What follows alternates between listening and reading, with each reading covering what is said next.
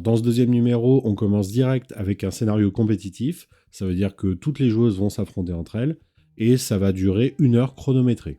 Dans ce scénario qui s'appelle Ubiquité, on est un petit peu dans la même ambiance que le film Cube, pas forcément pour son côté piège mortel, mais plutôt pour l'affrontement entre les différents personnages et pour son environnement très paranoïaque et extrêmement claustrophobe. Je vous fais le pitch en 2 mots.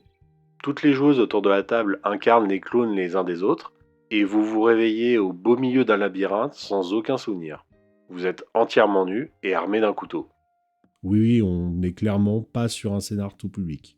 Alors j'ai pas encore fait jouer le scénario, donc je vais pas pouvoir vous en parler plus en détail, mais en tout cas à la lecture il est vraiment original et assez déstabilisant.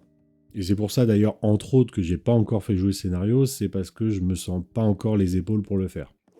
Après ça, on a tout un article de fond sur la peur dans le jeu de rôle et comment bien présenter Sombre aux nouveaux joueurs et joueuses qui oseraient s'aventurer à votre table. Et comme d'habitude aussi avec les articles dans Sombre, on va y trouver plein de conseils pratiques sur comment vraiment faire la présentation, quel matériel utiliser, quelles phrases il faut dire, etc. etc.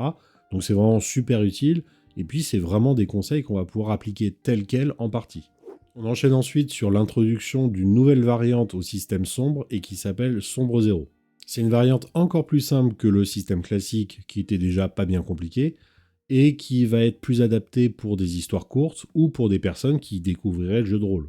Là on est vraiment sur une présentation assez rapide de Sombre Zéro et il faudra plutôt attendre le numéro 6 si vous voulez une présentation plus détaillée des règles. Et on termine enfin avec la description d'un cadre de jeu complètement apocalyptique, puisqu'on va pouvoir y jouer des histoires Lovecraftiennes où Cthulhu a déjà été réveillé, on imagine par d'affreux cultistes. Je pourrais pas vous en dire beaucoup plus parce qu'en fait j'ai ni joué ni même vraiment lu cette partie, mais bon, au moins vous savez qu'elle existe.